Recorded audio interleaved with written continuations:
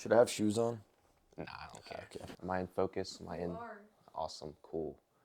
We're back, and we are with Jackson Wells. Wait, sorry. Can I ask one more question? Hey everyone, welcome back. Hey everyone, welcome back to Fix Them Post. It's been a minute, but we're back with our third episode, and we are with Jackson Wells. What's up? Yeah, give us an introduction.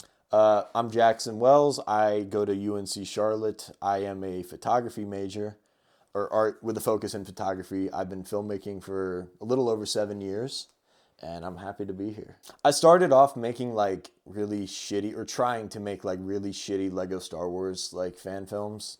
I never finished one because, I would start and then it would take so long. And, I'd spend like 3 to 4 hours on like, 7 seconds, and then I'd be like, no, I'm done.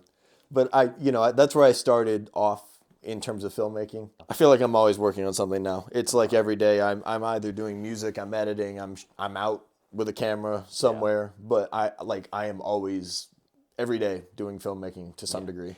I mean, I guess that's a question I have. Like, how do you upkeep that? Because for me, it's like I want to be doing something constantly, but I feel like I'm just like not. I take off days, I like, because it is so like bang, bang, bang, bang, bang. I have to like every once in a while just take a day where I just like fucking do nothing. I'll sit, I'll watch a movie, I'll watch some TV, I'll doom scroll, like whatever it is, read a comic, read a book, like something just to unwind and not actually worry about making stuff. Because I think it's important to give your brain time off, Yeah, I mean, are you doing stuff that's like also taking inspiration, that you're taking inspiration for when you are filmmaking? Yeah, for sure. I mean, I think it's important to kind of, when you're watching films and you're watching TV or whatever it is, to kind of watch it critically and try and absorb what they're doing. Yeah. Not to say that you can't like sit back, relax, and enjoy it, but I think like also after the fact, I think it's important as a filmmaker to actually process and critically think about what you just saw. Yeah. What's the most challenging part of being a DP for you?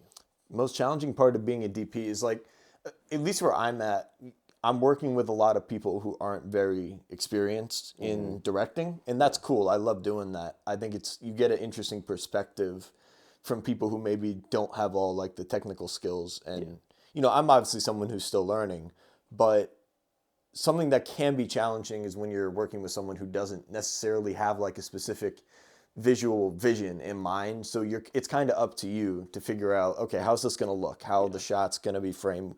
What is everything going to look like? Like, what's the color palette? And generally, I enjoy that being a collaborative experience. So when I'm working with someone who maybe doesn't necessarily know, you're kind of like, well, shit, like, I got to fucking make all this up on the spot, right? I kind of got to find what is the story calling for? And you got to kind of figure that out on the fly, which can be a little intimidating. Yeah, for sure. Do you prefer to figure out on the fly, or like are you I like planning in advance. I love figuring stuff out, like finding shots on set, something that's not planned out. I think that's great. Like I love finding stuff on the day, but I think having like a general idea of what your film is going to look like before being on set is really important. Yeah. Well, I think you're pretty good at finding it out, like in the moment. Like I feel like that's something I struggle with. It's like I need to do pre, because if I don't, I'll go into it and then I'll look back on it later and be like, this footage sucks. Yeah, I get that. I think you've been doing it for like long enough to where you have like the knack for it in the moment. Can find the composition, everything. I absolutely can. Yeah, for sure. And I have no problem with it. It's just I find I get better results if I kind of know what I'm doing going in. Yeah, totally. What's like a project that you've worked on that is your favorite, or you remember something specifically? Ooh, so I mean, one that really kind of influenced how I approach filmmaking was the feature film I did called Grussel. It's a fucking mess, but I think that making messes is really helpful at where we're at, and we were basically trying to shoot an entire feature film in a week, which we did, but like we ran into problem after problem after problem after problem after problem, and that's just kind of one of those things where, well, you either fix it, you figure something out, or you're screwed. And I think it taught me how to get out of a lot of situations on set, because you're constantly going to find yourself like things are always going to go wrong, and that's fine. You just have to know how to get out of it in the most like effective manner possible. Yeah. What kind of situations? So, well, all right. So to put it simply, like Grussel was like a follow up to a bunch of other shorts we did. So like the actors had already played all these characters before, right? So our lead actor for the movie, basically the day of, said, "Yo, I can't come. Like I can't be there," because he was out of state. Yeah. And so we could. There was nobody that we could recast him with. There was just, I looked like we had not even 24 hours to figure it out. So I was like, well, shit, we can't. I know nobody else who can play this character. Like it just wasn't possible. Yeah. So we had to rewrite like a bunch of shit on the fly, figuring it out for the next day. And yeah, it's a mess, but like we got it done. Did it come out better, do you feel? The rewrite? Parts of it, yes. Yeah. Parts of it, no. No. I feel like it was much funnier on post rewrite, and we also made a bunch of shit up on set that I thought was way funnier than what was on the page. But yeah, because I know that feeling. Because with me and Alan's first project, Burn the Light, we shot this motel for the first day. I'm sure you've probably heard the story, but like then that did not go well, and so we had to rewrite to like different locations for each section of the film. It's like I think it's much better for that. Yeah. So yeah, no, there's definitely like an improvisational nature to it for sure. Yeah, and I like letting my actors on set kind of have free reign and to experiment. And if something doesn't work, it doesn't work. We can always stick to the page. But I always like hearing as many different perspectives on the material that I've written as I can. Yeah. How do you toe that line? Are you like, how democratic are you with like changing up material? I usually like let my actors, like I'll give them direction and I say, hey, if you have something you want to do it. And if I don't like it, I'll be like, I don't like that. Don't do it. Don't do that. It's like, it's pretty simple. It's like, I just try and look for what works best. And if they, they're improving and it doesn't work, I'll have them change it. If it's improving and it's better than what's on the page, or, maybe they're delivering the line in a different way than I had anticipated, you just got to kind of see, is it serving the story, right? I think that's the most important thing. Changing up a couple lines of dialogue, generally speaking, won't derail your narrative, right? Yeah. I think it's all about just finding what serves the actual story and the characters best. And I know we're veering away from cinematography. I guess that's fine. We can get back to it. I do want to talk to you as a like writer director. What is your writing process like? Because I was on set with you during last summer and like saw you direct the thing you had written. So how does that start off? Yeah, I was about to say, just for context, I guess, like Nuon was a gaffer on a short film that we did over a week last summer. And it was one that I wrote and directed, which was awesome. I had a blast having Nuon there. But what was the question? What is the writing process? The writing process, yeah. Honestly, that's a weird one for me because sometimes I'll like set out, it's like, all right, I know I want to do this, but other times I'll just like be in the shower or some shit or walking my dog, and I'll just get like an idea of like a scene, and I think it's important to like write those down or just kind of keep track of like anything that, if you're daydreaming and something comes to mind, like I try to keep as much of that written down or just in the back of my head as possible. Just so then I can, like, sometimes I'll have like an idea here, an idea there, and I'm like, wait, these actually can kind of like fit together. That's kind of cool. Yeah. And so with the one that we shot last summer, that was specifically something I set out to write with a little bit more intention, where I was like, all right, I know what I want to do here. I just got to figure out how to get it done. So that was actually a little bit of a different writing process for me than it usually is. Interesting. Okay. So it's like, did you outline and everything like you had? Yeah. Okay. Oh yeah. So you knew exactly like the events you wanted to happen. No, I that was probably the most like traditional, and I guess correct way to write a script that I've ever written. Whatever that means, correct. Yeah, like I did it the way you're supposed to do it. I did outlines, I did all that kind of stuff to make sure that it flowed just as well as it possibly could. Yeah, cool. And then so like when you have the script going to the like transition of actually making it, what's that for you? Like you shot list, you have all this stuff. That's an interesting. I shot listed every shot that we did last summer. Granted, we went off book a lot, but like everything was there in case we needed it. I did a couple storyboards, but not too many. Yeah. Just because like we were shooting, there were so many unknowns going up to it about where certain locations would be. So I kind of had to be flexible with where we put the camera. Yeah. and I'm really happy with the results too. It looks gorgeous. Our DP Jeremy was just fucking brilliant. Yeah. And it's interesting for me though, because that process from writing to shooting, I'm always working on music. I'm working on writing. I'm working on, working with the actors. I'm doing a lot. Mm-hmm. So when I actually get on set, it's a little strange for me sometimes. I'm like, oh, okay, especially because I had been pre-production for that was over half a year. So when I finally got on set, it was like, oh man, this is crazy. It's finally happening, Yeah.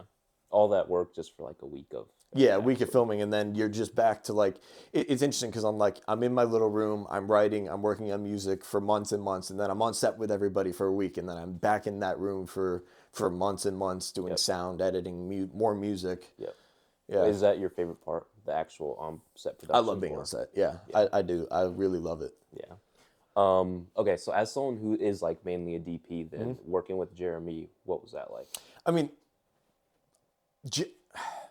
I'm going to go on a bit of a side tangent here, but it ties in. I think it's important to know when you're in the room with someone that's better than you. Yeah. And that's why I specifically wanted Jeremy. I'm like, not only is he going to make this film on its own look great, but he's better at this than me. And so I can learn a hell of a lot from him, and I did. Mm-hmm. And I think like opening yourself up, but like letting go of whatever ego you might have and just kind of letting yourself actually absorb what this dude knows, it was really awesome for me. I learned a lot from him, and it's stuff I've applied to since we shot. Yeah. I'm a better DP because I let him take over and do it, Yeah. And I guess if there's any other people out there who are like DPs and directors, let other people DP your work. Like you will be amazed at the results that you will get. I think it's really important to kind of surround yourself with people that you can learn something from.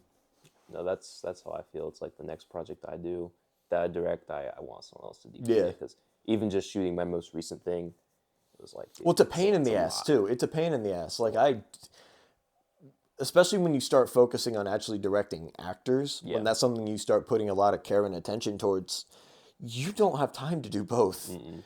Especially like we're student filmmakers. We don't have much time to get stuff done. Yeah. Every second is precious, and it's the same way in the industry, obviously. But like, making sure you put all your attention towards the actors is really important because that is, I think, one of the most important jobs of a director. Yeah, for sure. And I find that like, at least for me, like one of my flaws is that if I'm doing both, I'll end up kind of like rushing it. I will because it'll get down to like the.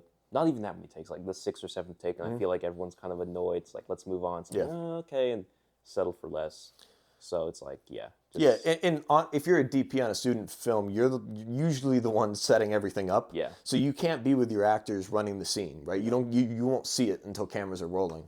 And I think having a DP allows you to be the one sitting with the actors and going over the scene before cameras start rolling. So everybody's kind of on the same page. I found that like, my life has been so much easier since I started letting other people DP my own shorts. Yeah.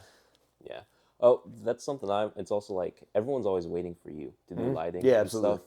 And so it definitely helps like be working with someone who was a DP or like has an understanding of it, because otherwise it's like, you feel like you're bogging everyone down and everyone gets impatient. It's like, And I feel less bad about like taking forever to set up lights if I'm not directing. Yeah. Because it's like, oh, you guys can be running lines. Like, there's shit you can be doing while I'm doing this, For sure.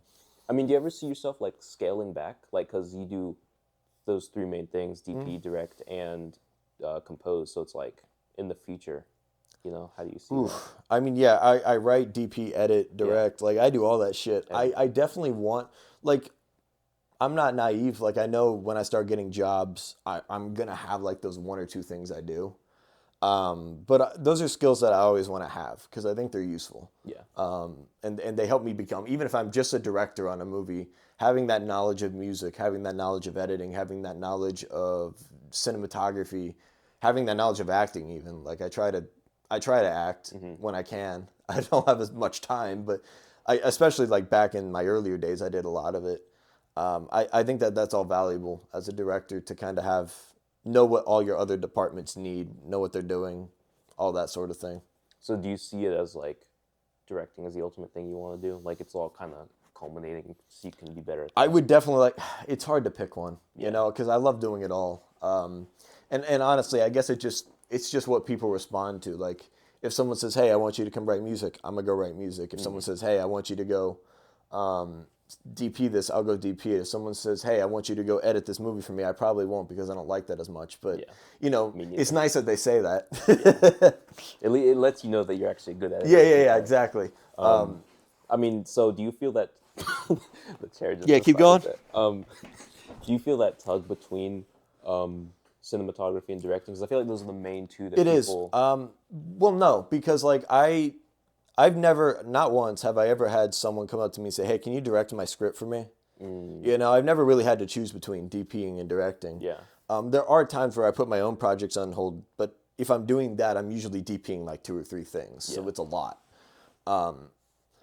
So I don't really feel like being a DP like has really gotten in the way of like directing. If anything, it's like I get on set, I shoot it, and then maybe I color grade it after, but that's where my job ends on these. And I also honestly, a combination that I've been doing a lot that I really enjoy is DPing and scoring. I've really enjoyed kind of doing both of those things for short films. I just find that you get to add like a lot of character to the short film. You get to add like a lot. You basically get to create the visual texture of it while also kind of creating the fabric of the sounds. It's really fun. I quite enjoy like doing both of those because it allows me like I can write music before I get on set. That influences how I shoot. How I shoot influences the music, and I usually get some pretty cool results out of that. Yeah. And you like to do music before, right? I always write music before, if I can. I'll write music before I step on set. When I'm working my own projects, I'll like write music before I even put a word on the script. Really? Yeah. Interesting. So you know the vibe you're going for already? Mm-hmm. Okay. And like my music's always changing. Like on the short we shot last summer. Yeah. The music that we ended up using, there's a lot that I wrote before I even started on the script that just never made it, but it helped influence how I wrote, you know. I try not to like tie myself down. If I write music and I'm like, I love this is the best thing I've ever written, I still try to not like swear by it because ultimately the music needs to support what's happening on screen. Yeah. Right?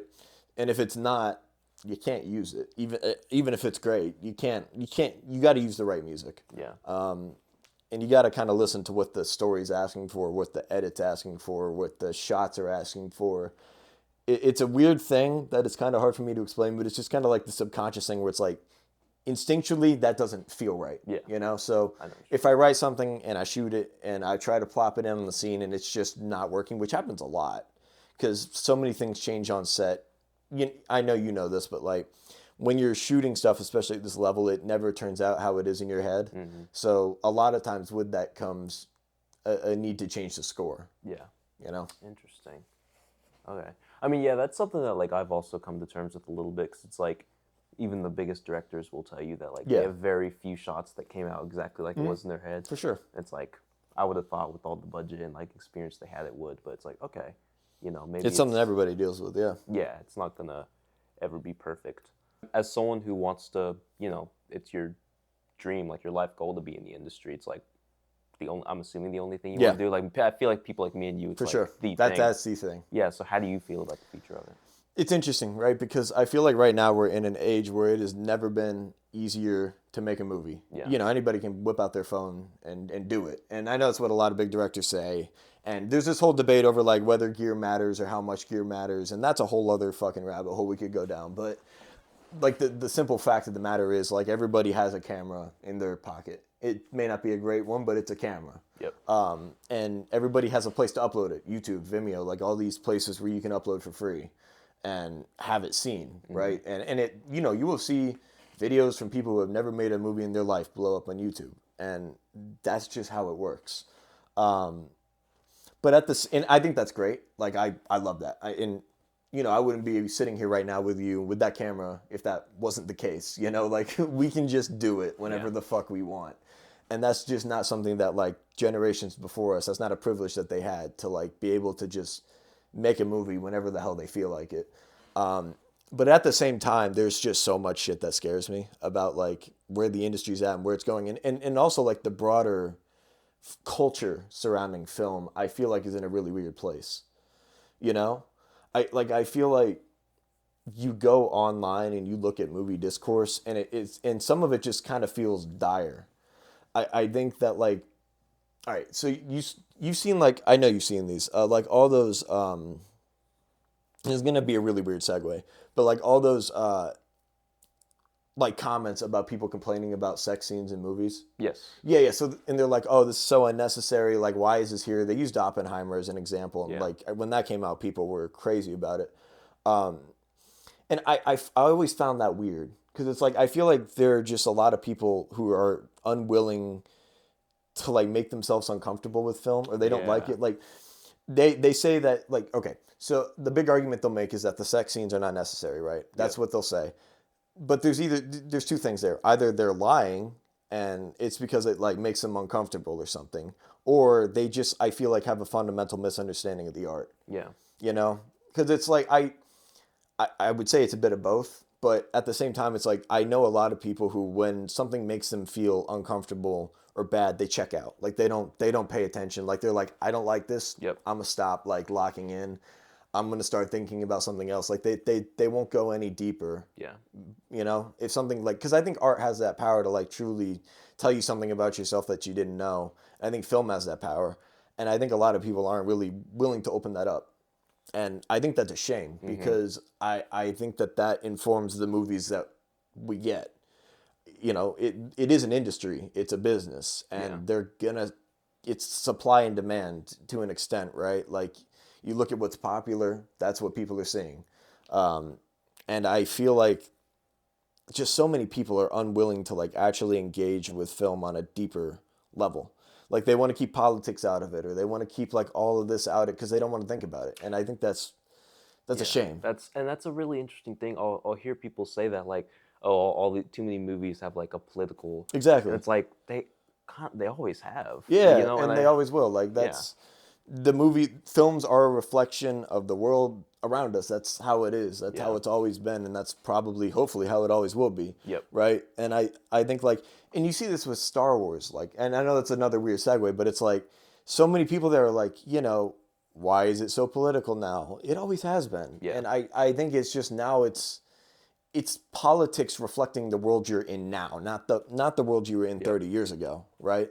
And I think that's what's making people uncomfortable is kind of having a mirror held up to their face and being like, this is you, or this is what you stand for. Yeah. And I feel like, honestly, it's a really powerful thing to like actually let a film tell you something about yourself that maybe you didn't know.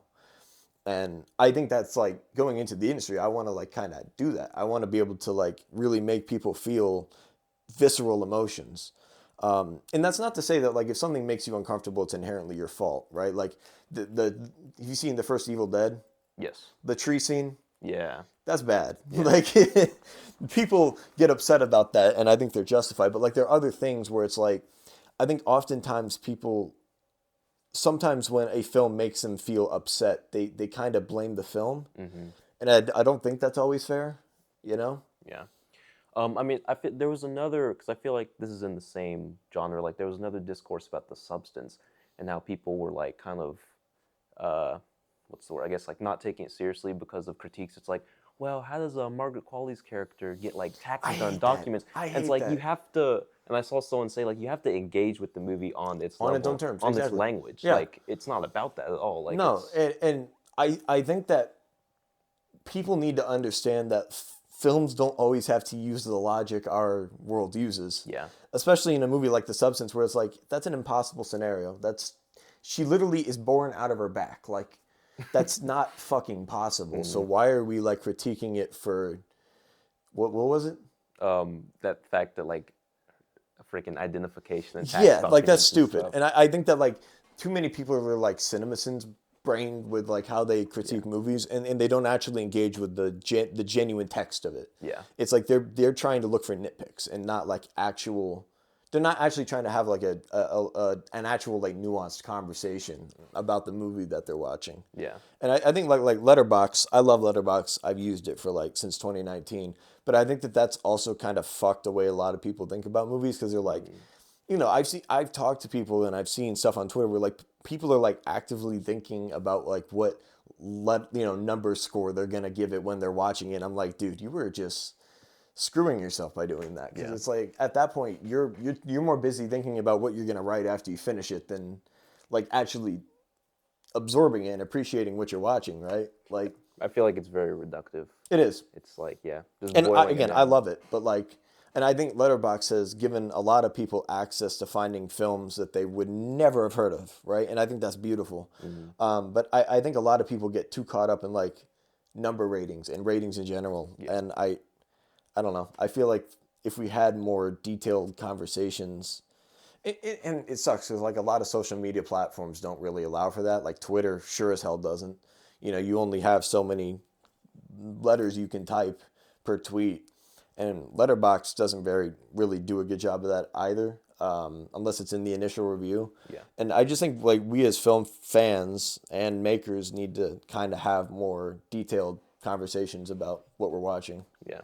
I mean, this is a big question, but do you think there's a result for that, or is it one of those things that's like, I don't know. Like I I know honestly it needs don't know. to happen, I can't. but I know the problems, but I don't. yeah, I it's hard to know the I would say answers. I have no idea how we fix that. And I think honestly, it's just we have to make the films that we find thought provoking, interesting, emotional, etc.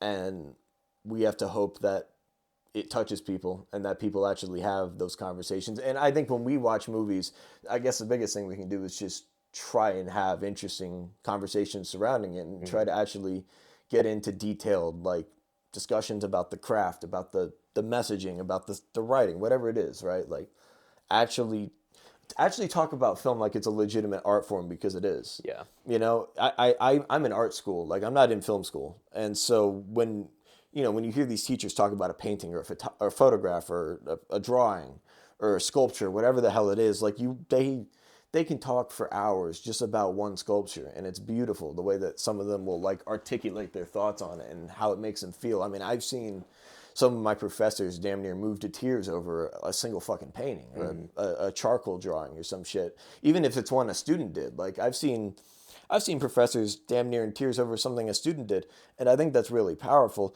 And I think that there's just like a vulnerability in that doesn't totally translate to the film community. Yeah. Where I think some people are afraid of like, and that's a whole other thing where like I feel like we're a very irony poison generation, and I think that rubs off into film discourse a lot too. You know. What do you mean, irony poison? Well, I think that like there's like just this fear of being genuine and like being corny. Yeah. You know, because I think we were raised in this internet age where it's like, ha, look at this, isn't that so stupid or funny? Where we're just like mocking everybody. And I think now, like, as we're growing older, there's just this reluctancy to like be sappy. Yeah. You know? And I don't like that. I think we should be. I think we should be corny. We should be sappy. That's way better than being like a snobby asshole, you know? Yeah. Well, one thing that is like I find interesting about the film community is that like you'll see the like Letterboxd top 4, and you know whoever it is, whatever actor, they'll have like some like more niche, like obscure foreign film, and people be making fun of them for it, and I just don't get that because like you wouldn't make fun of an author for reading books that most people haven't read, or a painter for like liking a painter that most people haven't seen. So I don't understand why it's the same thing, or why it's not the same thing for filmmakers. Yeah. You know, with that attitude. That does kind of annoy me. Yeah, and also like bouncing back a bit, it's like I think film is the most popular probably form of art besides music. Yeah. I mean that and music are like the two that most people consume the most, right? And I think that like there's a lot of people with very little appreciation or understanding for art watching film, and I think that does bleed into the discourse, right? Like all these people saying like, oh, we need to stop sex scenes in movies. They're unnecessary. You can debunk that argument in 2 seconds, and all you have to say is John Wick. Like how much of that movie, like John Wick 4, that's like a 2 hour 45-minute movie. Really it's long. How much of that is just people like fighting? Yeah. Right? Like how much of that is necessary to the story? Not much of it. Yeah. Does that devalue it? No. I think that's a great film, and I think that all the action is sick as fuck. But it's like I think a lot of the people saying that also don't really think critically about movies, period.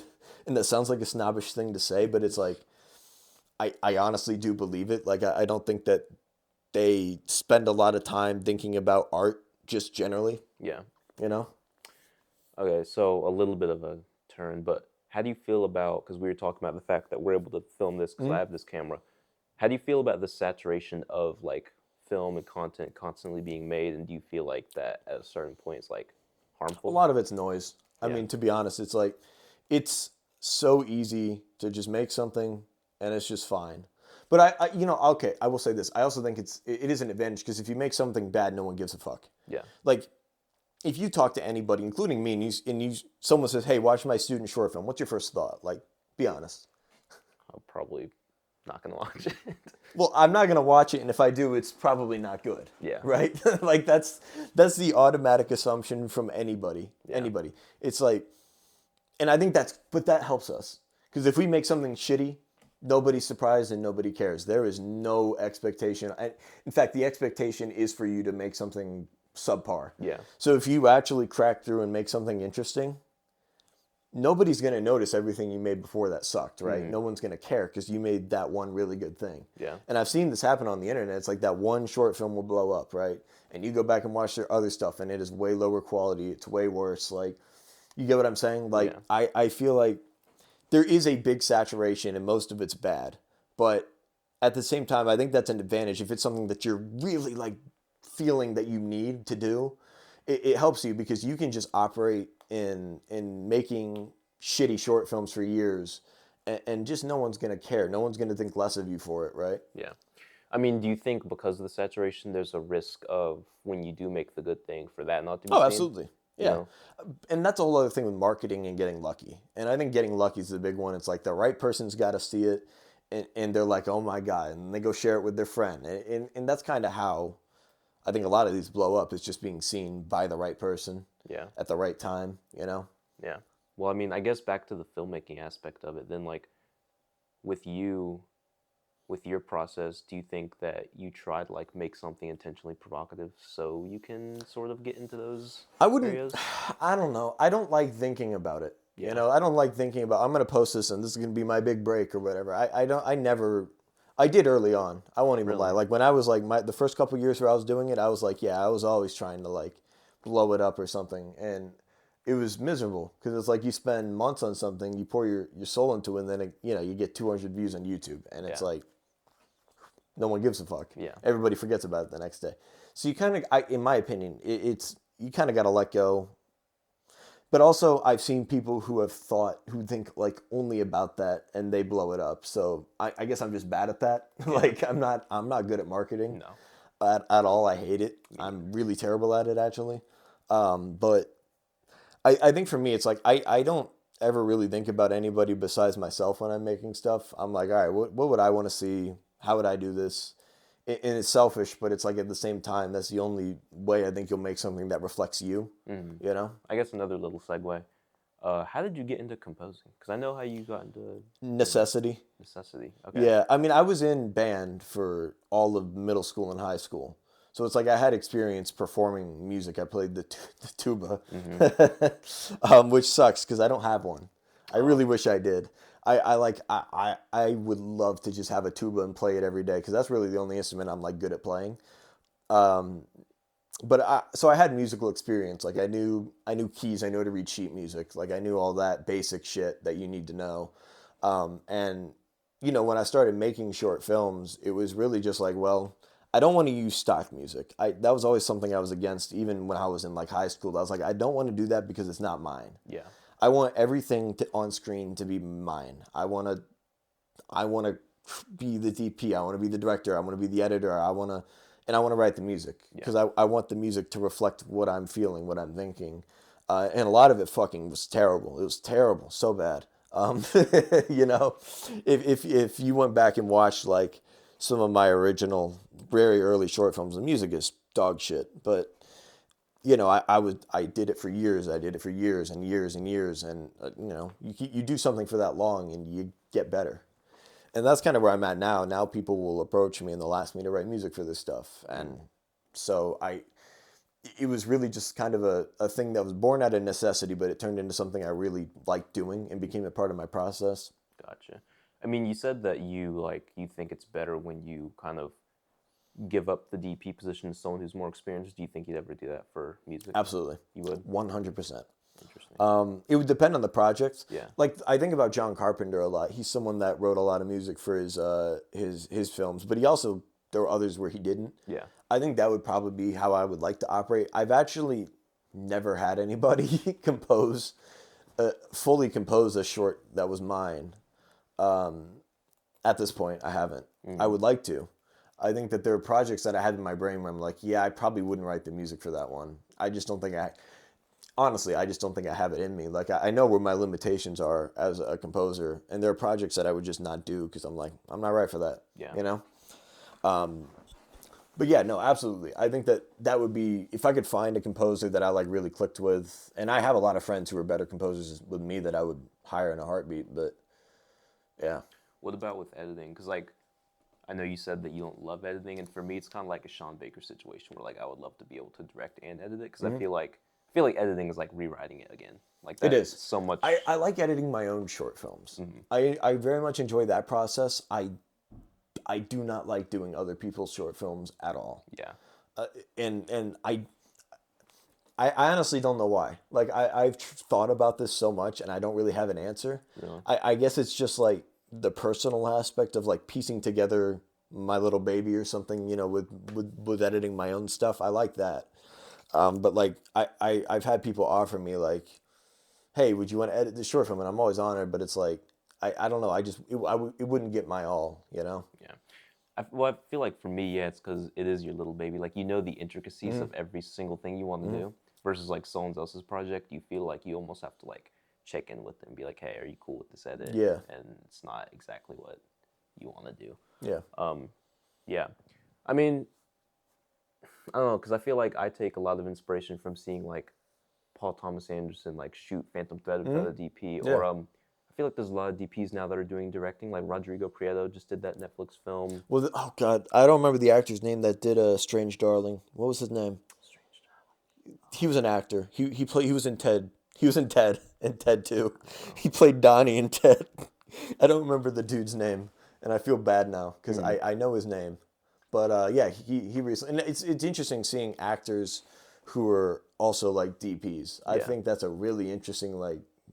Oh, he DP'd it? He didn't direct it? No, he DP'd it. That's yeah. interesting. Yeah, Actor to director is a common thing. it is, but actor to DP DP is not, and Yeah. that fascinates me because there's not many of those. Yeah, I mean, I guess with acting, like, I've seen you do a couple different roles, and obviously it's not your main thing, but like, what would you want to do more with that? I just want to do it more because I think acting makes you a better director. Yeah. I think understanding the art of acting helps you direct your actor. I think that's important. Directing your actors is something I feel like a lot of student filmmakers, including myself for a while, overlooked. I think some people are so focused on like, I want to make this look really nice, and they kind of, that part slips their mind. That was me for a long time. I try not to do that anymore. Like, I really try and hone in on how lines are being delivered. And yeah, I do want to act more in other people's stuff. I don't want to, I never again will I act in my own movie. I think that's just never anything I will ever do again. Okay. I don't like it. I don't. Is it too much? Like, it's too much. It's like I write the script, and I'm writing the script for myself to deliver, and then I'm on set and I'm directing and DPing, and I'm like, and then I'm in the editing room and I'm writing the music, and at that point I'm just fucking tired of myself. Like I can't fucking stand myself anymore. Yeah. It's like I know how I work, and if I do all that, I'll go insane. Yeah. And I have like. Maybe if I'm in a scene, that's one thing. But like, I will never. I try to avoid being in front of the camera if I'm directing. But I would love to like, and I'm gonna try to over the next year or so act in more other people's stuff, even if it's just a small role. I like being on camera. I think it's fun. Yeah, it is. I always learn stuff while doing it. Yeah. So you mentioned that like as of now you're very democratic with like kind of letting other people do their thing, DP, whatever it is. Yeah. And you said earlier it was more like, I want to do this, like everything needs to be my vision. How did you like reach that point of maturity or kind of like grow through that?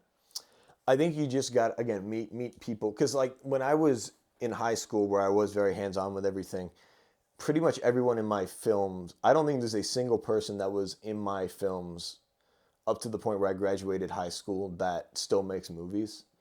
I think I'm trying to think. I am like, there's one person, and that's Sid. She's great. She's at UNCSA for producing. She's wonderful. She would be the only one. Most of the, like, my point being, most of the people that I worked with in high school weren't filmmakers, and they didn't want to be. They were just there because I asked them to. Yeah. Right. So, they didn't really have any interest in taking on those creative sides, and I didn't really have any interest in them taking it on. But now that I'm in college, and also I have like a network of people all over the U.S. that I know. Yeah. I'm able to bring in people that I trust, where I can be like, all right, I got to step away for a sec. You do your thing here, right? Like with Jeremy, we talked a lot about in pre-production how I wanted it to look, but when we got down to it, I was like, all right, man, I trust you. Like, follow your instincts, do what you want here, and it turned out beautiful. Yeah. How do you? I guess this is like an actual question I have for you. From my side, like, how did you develop such a big network? Time. I mean, I as I said, I've been doing this for seven years, which isn't a lot for some people, but like, I'm only 21, so that's a lot of time for me, and I mean that's like a third of my life, right? Like that's a lot of time, and you meet a lot of people. I think that's a great thing about the internet is I was able to find a lot of people who were interested in the same things I was. And a couple of those relationships that I've held onto for a long time, people fly down from New York and they'll help me out. Like it's really beautiful. Like the actual network of people that I built. And I just think being a pleasant person is a big part of it, right? Yeah.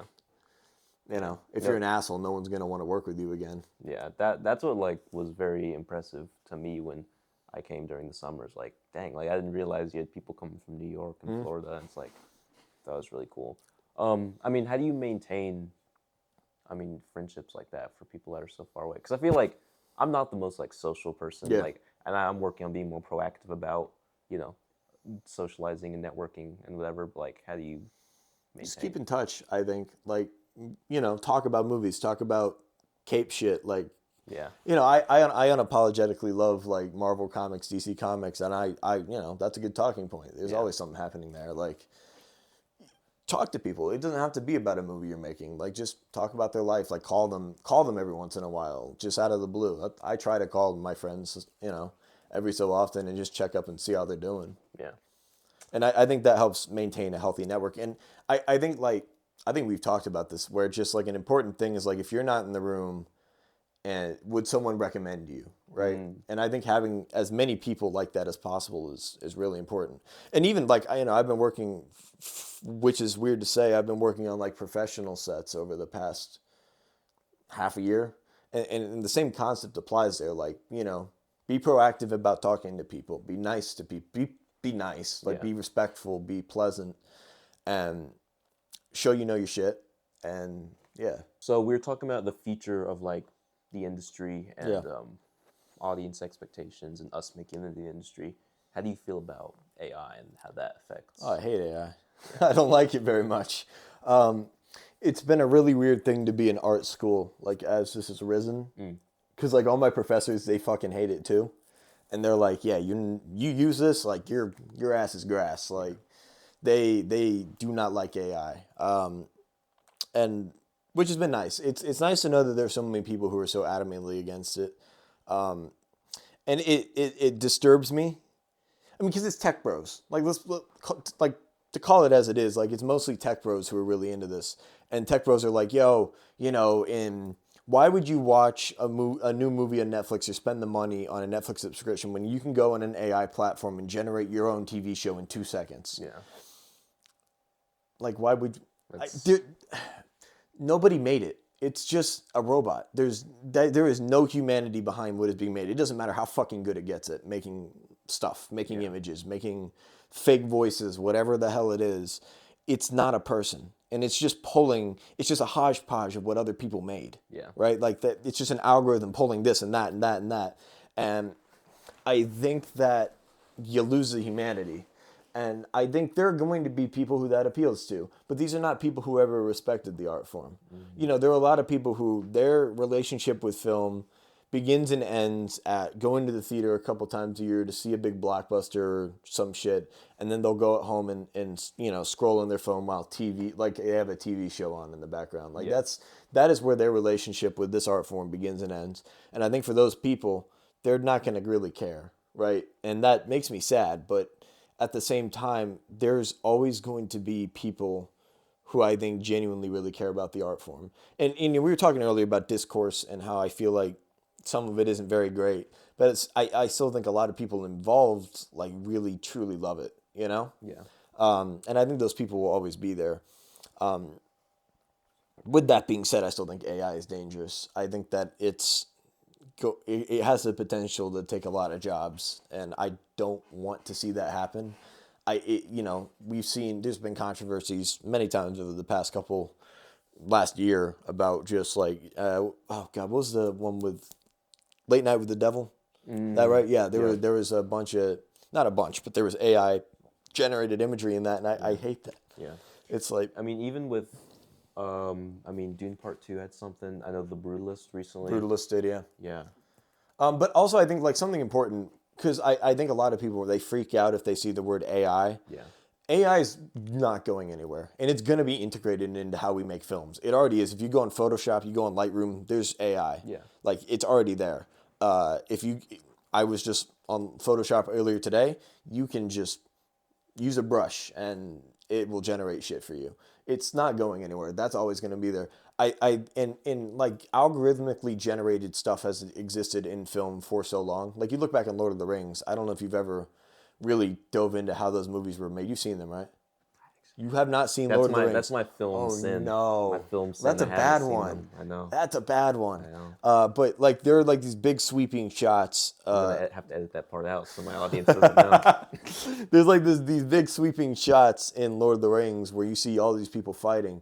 Like, those people weren't crafted by an animator. They were, they're algorithms.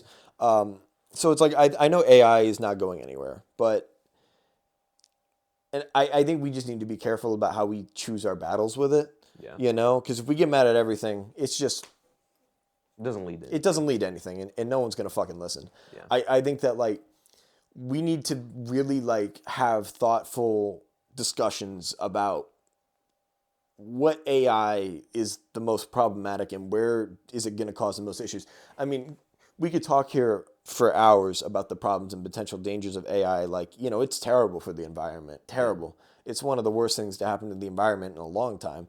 And film is already not a very eco-friendly industry. Mm-mm. And that's something a lot of people won't talk about. Like, all these big ass bright lights, where do you think it's getting the power from, right? Like it's all the crafty tables, like all that shit. Like, there's a lot of waste generated by film. And I think as we move into the future, we do have to try and be a little bit more conscious of that and try and figure out like, all right, how are we going to do this in a way that leaves the smallest footprint? And AI is only going to make that worse. Not to talk about how it's stealing jobs from people too. Like, I think especially with generative AI, it's like, it might just be a little thing like a picture in the background, but someone could have made that picture or that poster, right? Like, you could have paid a graphic artist, I don't know how much, but like you could have paid them to do it. And I think like if, we can go get our friends to draw something, like surely the biggest studios in the world can pay someone a couple $1,000 to make a fucking poster to put in the background of a scene. Yeah. I think honestly, what's more troubling is like all the studio execs. Because there's nobody that wants AI to be the thing more than them. Because it's cheaper. That's what they want. So that troubles me a lot more because they're also the ones cutting the checks. They're the ones that decide how much money you get. And if they say, hey, we're giving you this much money because you can do this with AI, like, that's not a future I want to live in. I don't want it to be like where, okay, because that's a dilemma, right? Like, there might be filmmakers who are adamantly against AI, but if that's the only way they can get their movie done, because that's what the studio wants, what are you going to do? Yeah. Right? And I don't want that to be where we're headed at all. That future, like, really scares me. Yeah. I'm the exact same way. And it's kind of like, if we do head in that way, what else? What else do we do? What else is there, right? Yeah. It's kind of scary. And I don't think, like, again, I think that, like, specifically with scripts, I think it's crazy because like there's this whole initiative where it's like, okay, we're gonna have AI write scripts and then we're gonna have people come in and polish them up, and that's fucking ridiculous. Like, that's so fucking stupid. You could get like, I don't think the people that are trying to make that happen, I don't think they fucking understand how many scripts you could just go and pull off the web that people want to sell. Yeah. There are so many scripts that people want to sell, like it's outrageous. I mean, we're getting to the point now where we're going to have to start making scripts that we're going to want to like get made, right? And I think every filmmaker has one, at least one, probably more. There are thousands, tens of thousands scripts that are just waiting to be shot. And I think the idea that you would just have AI do it instead is a fucking insult. It's a travesty. Like, I think it's fucking ridiculous. Yeah. Well, I think it's, I mean, for, like the execs, it's not about that. It's just like they literally see cheap. Yeah, it's cheap. Free, low effort. And like, again, these are the same people that like, you know, you have okay, it's a little bit different, but like, you know, do you know about the Batgirl movie? I know that got like canceled. Well, it didn't get canceled. They wrote it, they shot it, they were editing it, music was written for it, and they fucking locked it in a vault. So it was done. It was done, and no one's. I mean, I'm sure there was work to be done on like VFX stuff like that, but they locked it away in a vault. There was the the Coyote fucking something versus Coyote versus Acme. Yes, yeah, and that was another thing. And people said that one was really good. James Gunn was the producer. John Cena was in it.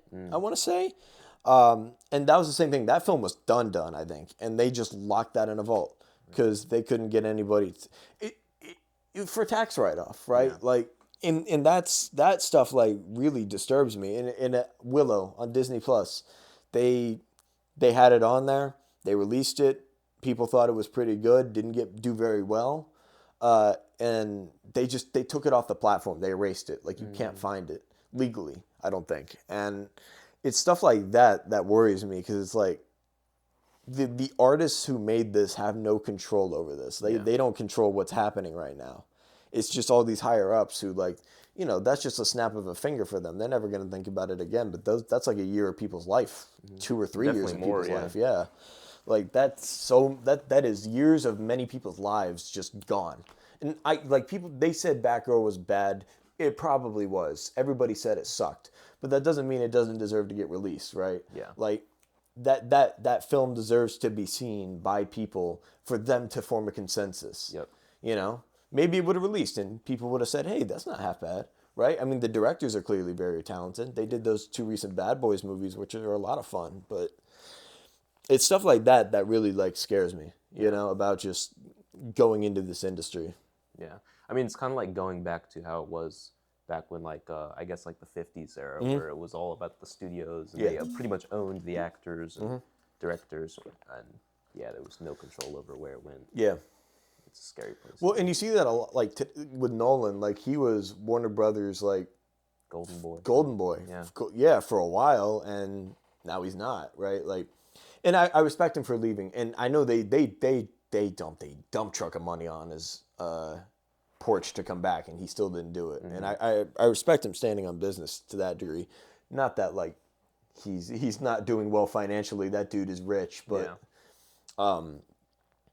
at the same time, and also just like, you know, we're going into an industry that is not very lucrative for most people, right? Like, you know, the strikes and all that. It's not an industry that's easy to make much money off of. It's a very select few that make a lot of money. Yeah.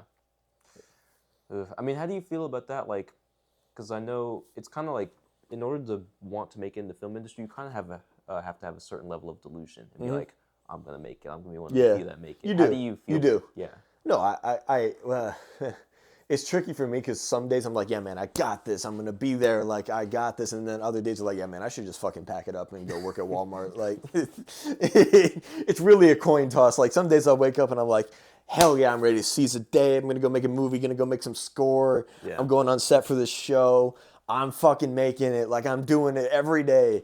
I'm eating my mac and cheese and I'm like, hell yeah. And then other days I get out of bed and I'm like, God, I got to kill myself. I'm never going to do it. Like, you know, it's like, it's back. It's just all that self-doubt. And it's like, but ultimately it's like, I've seen so many people drop too. You know, so many people who did just like give up permanently. And maybe, some of them, they found something else that they wanted to do. They pursued something else. But other people, it's just like they didn't think they could do it. Yeah. And that bums me out, I mean, for you, does that discourage you, or does that motivate you? It's like, they didn't make it, but I'm still in my own I'm still category. here. Yeah.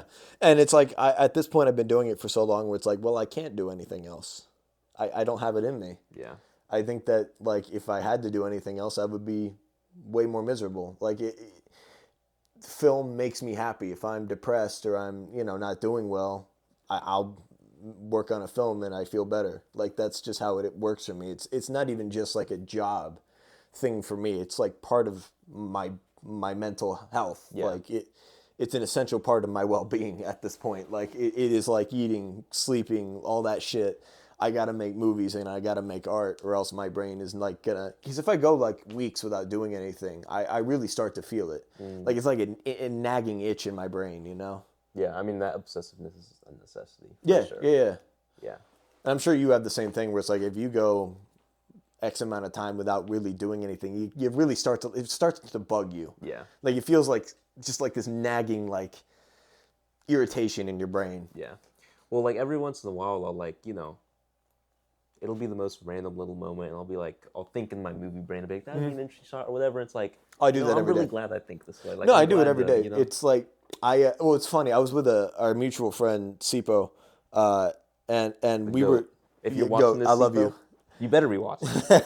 We were just sitting like in my house, and just talking, and he turns and like I was looking past him, and I was like, I see a shot right there, and it's like I've lived in this house for my whole life, but it's like I saw like something that I didn't see before. Yeah. I was like, and like 10 minutes later, Sipo turned around and was like, oh, that would be a cool shot, like right there, and I was like, that's wonderful. Yeah.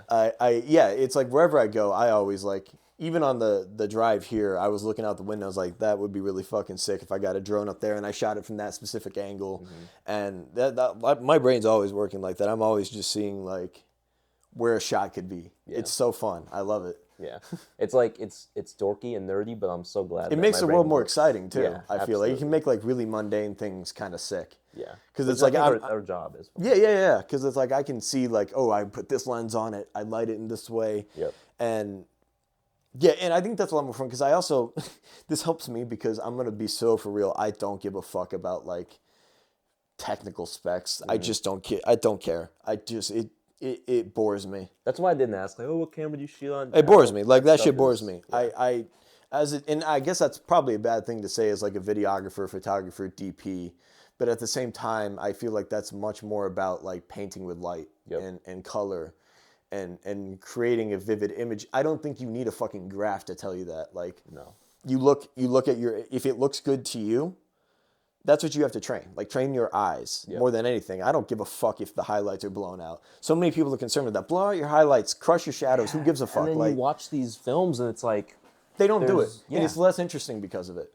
I think it's like you look at like okay, well, I guess this is to pick on it, but like, have you ever seen Daredevil, the original? No, Netflix with show? Ben Affleck? Or No, the with show, Charlie the Cox? Netflix show. No, I haven't. Okay, so like the original Netflix series has like some of the lighting is crazy. Like you will have like completely crushed shadows and blown out highlights in the same shot and shit. And you look at like the new trailer and it's and this is just a trend like in filmmaking in general where I think so many people want to create perfect images. Yeah.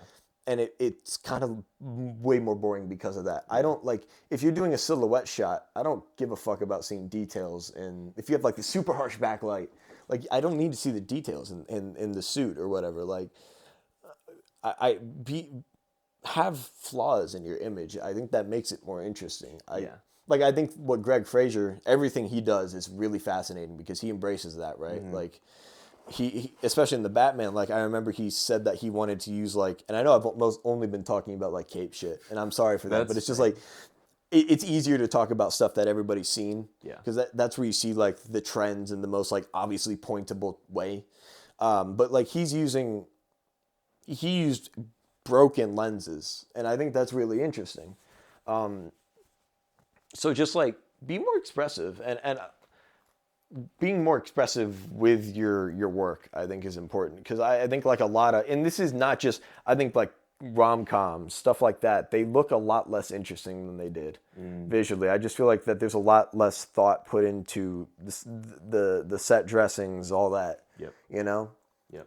I mean, and you said like you made a comment. You're like maybe it's not a good thing, but I feel like it is because you hear most of the like big DPs who are working on more artistic films Yeah. like. They'll say the same thing. Yeah. Like, it's not a spec tech thing It's for not. them. It's all about the art. And I think like something that instantly broke me when I'm like, oh, I just don't give a fuck about this was I saw the Mean Girls reboot in theaters last year, and they shot that on the same camera as Dune. And I was like, well, I just don't give a fuck about this anymore. Yeah. Like that, I don't have it in me to care.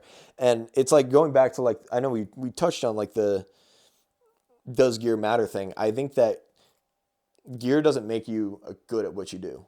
Yeah. But gear helps you execute that vision, you know? So like having an understanding of gear, I think is important. Like understanding your cameras, but also at the same time, that is like the least important thing. That just helps you refine it. Yep. You know? I think it's like with music theory is really important to helping structure stuff. But if you don't hear the music in your head, like, I'll be in a shower and I'll hear a tune, right? And I'll go write it down. But having like a vivid understanding of music theory, I don't think is very helpful if you don't hear the music, right? And I think the same thing applies to cinematography, where it's like that you kind of have that feeling of what's right and wrong, right? Yeah. Yeah. Yeah. Well, I feel like, I mean, there are a lot of films now that's kind of like, Mean Girls remake. It's like a little bit sad. But I also think that there is like a revival lot of innovation. I mean, for me, like a recent example that I thought was really cool was A Complete Unknown being shot all on 12,800 ISO. Like that's cool because I didn't know that. That's really sick. And well, okay, sorry, just sorry to cut you off, but you're good. Nathan Fielder did something similar on oh my fucking god, what was the name of that show? Was it the Curse? With The Emma Curse, Stone? yes. Yeah, with Emma Stone. Yeah. Yeah, it was something similar there where like everything that wasn't the HGTV show was like shot with the ISO cranked the fuck up.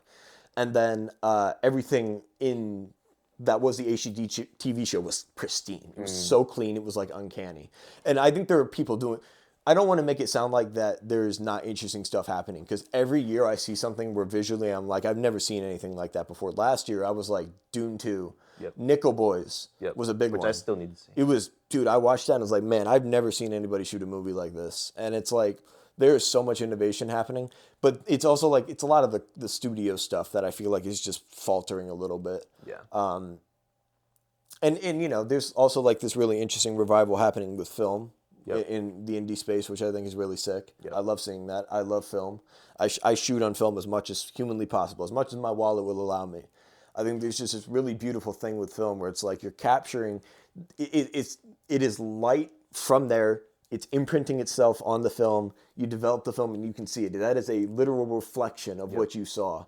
And with digital, it's like all this like sensor shit, and it's like ones and zeros. It's turning what you see into ones and zeros. But like, if I take a picture of someone on film and they die like 2 weeks later, I can go hold that, and that is like a legitimate reflection of where they were. And I think that's kind of beautiful. And that's really corny of me to say, but it's like I think about that a lot when I'm shooting film. Yeah, no, there's like such a texture to film. It is. It's very, very and tangible. that too, it's like the way it treats it's not just grain. And that's the thing. It's like I love the work process of film. I've noticed that every time I've shot on, I have like a really shitty like 16 millimeter film camera, and every time I've shot on that, I'm like, I love the process of it. You have to think so heavily about everything in a way that you can't do with digital, because there's no do-overs. You have a limited amount of film, and I like the workflow of it. But I also, I mean, obviously the way that it treats highlights, the way it treats grain, shadows, everything. It's so beautiful. Yeah.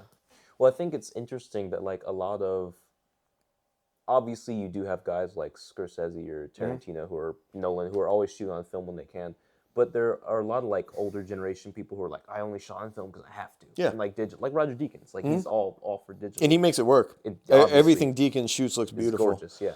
Yeah, I think that digital is still so early in its lifespan that there's still like problems with it. And I think that there are some films that come out and they look like too sharp and clean. Yeah. And I think, again, going back to Greg Fraser, he's doing something really interesting. And I think this is going to be the future of a big thing going forward, where Dune 2, the Batman, he shot it all digitally, because they did camera tests, and 35 millimeter looked too grainy. 70 millimeter was fucking impossible to shoot in the desert.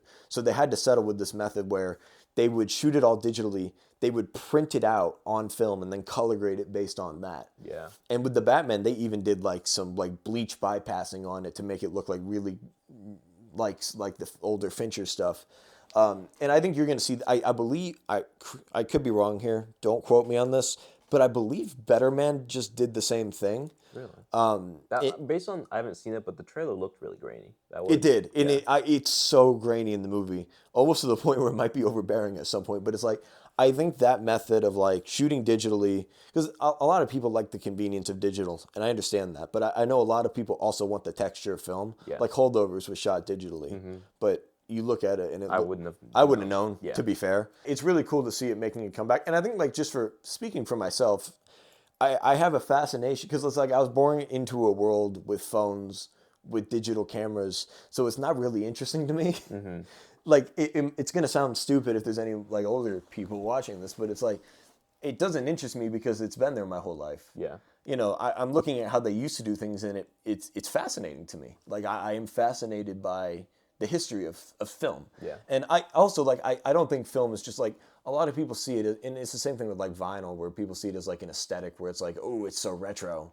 But I think film is way more than that. Personally, I think that film can totally transform how you view your image. And again, people like Deakins, I don't think he will ever shoot film again, and he's still going to be one of the best in the game, right? Like, yeah, I think that digital is here to stay, and that's a good thing because I think people are doing really interesting things with it. I think that, like, you look at Michael Bay's Ambulance. The Jones shot. Holy shit, you could never do that with film ever. No. That could never have been done 20 years ago. Even, you mentioned Nickel Boys, and I haven't seen it never- yet, but like the way they have You never could have filmed a movie like that on film. No. I think digital allows you to do things that you just couldn't do. And that's, I think, Ryan Johnson has talked ad nauseum about this. But, okay, so do you know how Last Jedi, his Star Wars film, that was shot both on film and on digital. Really? It was like 50-50.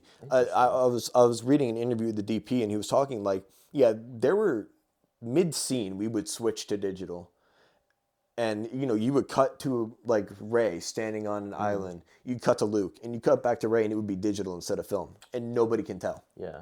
And so it is like, we are at the point now where you can perfectly emulate film if you want to. Yeah. And like Knives Out, I think is a great example. That's some of the best film emulation I've ever seen. So it is really just about like, do you like the process? Yeah.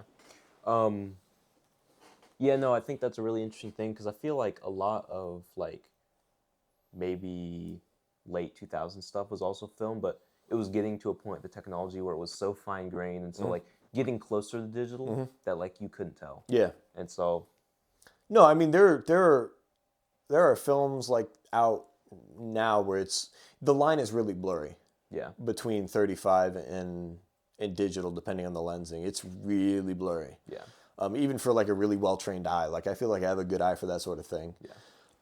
Because you can just do so much in post, you know?